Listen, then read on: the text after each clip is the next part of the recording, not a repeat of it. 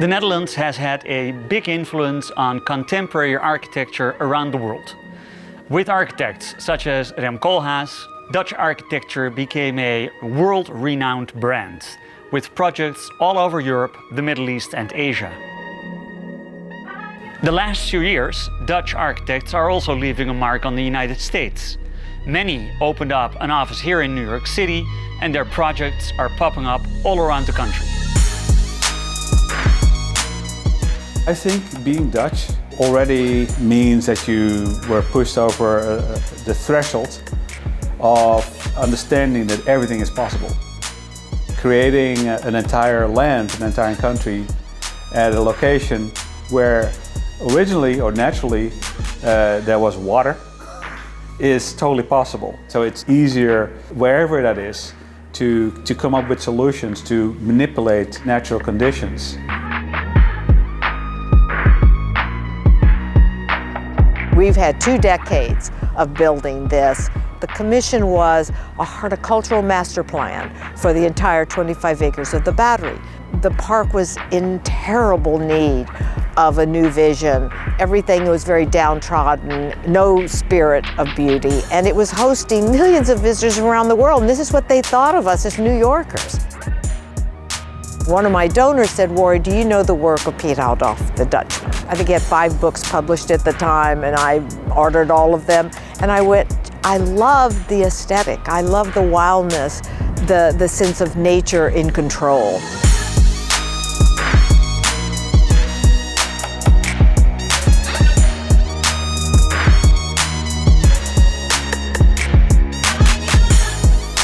No one was really understanding that gardens are the charm. They bring the bees, the insects, the birds. They bring the balance of nature, which we so sorely need to do.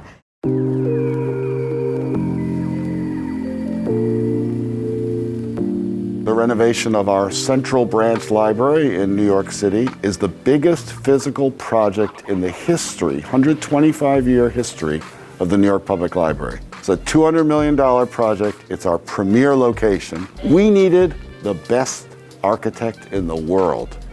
We scoured the world. We found Francine. I think it was the perfect match. I think that with all dovetail selection processes, this is how it shakes out. I'm a firm believer in international, global outlook. I think Francine brought an invaluable amount of library experience. We took a decrepit old building that was not even built to be a library, it was built to be a department store, and turned it into the state-of-the-art Central Library of New York City, the capital of the world. Seeing what Francine did is absolutely extraordinary. She opened it up, daylight comes in, she raised the ceilings. The building looks to me like, in the interior, it's 3 times the size I would have imagined it possibly could be. It's a real gift to the city.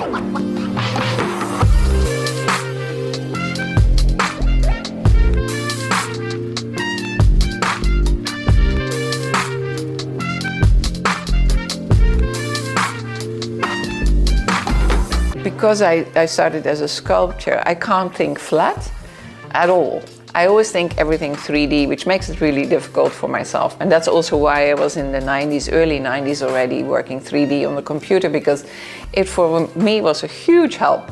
Because I was very bad in thinking in plan or section only, because for me it's actually the space.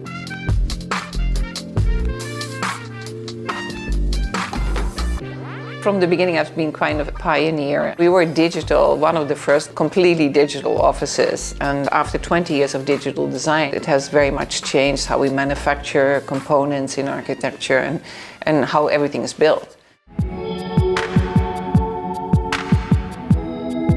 This was in the Unprivate House show, the show in MoMA, house in Millbrook.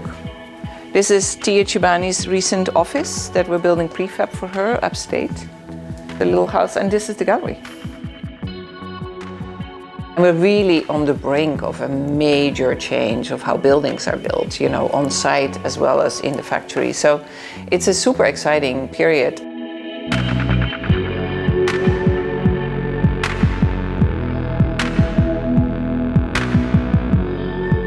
graduated in the 90s in the Netherlands, and obviously we had the super Dutch era at that moment with many of the firms that are quite well known. I realized there's maybe more to learn. I felt going to Japan at that moment, which was doing very different things that were happening in the Netherlands, would be very beneficial, and I think I learned a lot there, and through working there I ended up in the US. This is downtown Brooklyn. It's really exciting. If you look at all these buildings, they're all new. This is because there was a rezoning a decade ago. And so for us to be in the center of that is really exciting. I think maybe in the past, people always thought Manhattan is where you have to be, but we very early on decided to be in Brooklyn because actually Brooklyn is much more sort of future oriented if you think about it. I don't see that we are a Dutch firm. I also don't see ourselves as an American firm. In some way, the idea of nationality is a complicated one, but I do think we are very much a New York firm, in a sense that New York represents exactly all of these things that we're interested in, the ability for people to come from anywhere and do something meaningful with their lives.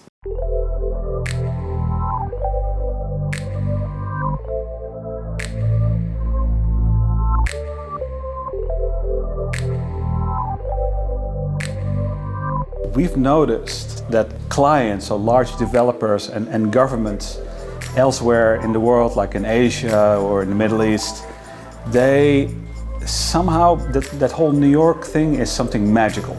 And that is basically number one. We want to work with someone from New York.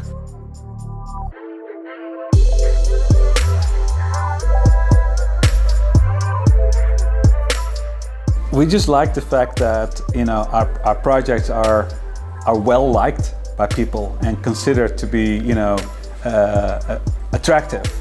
We're not sort of like the same cookie cutter, like copy paste, looking at other people kind of firm. We have fun. We always want to come up with very good design that really match the location. But also we understand that a level of joy is also super important.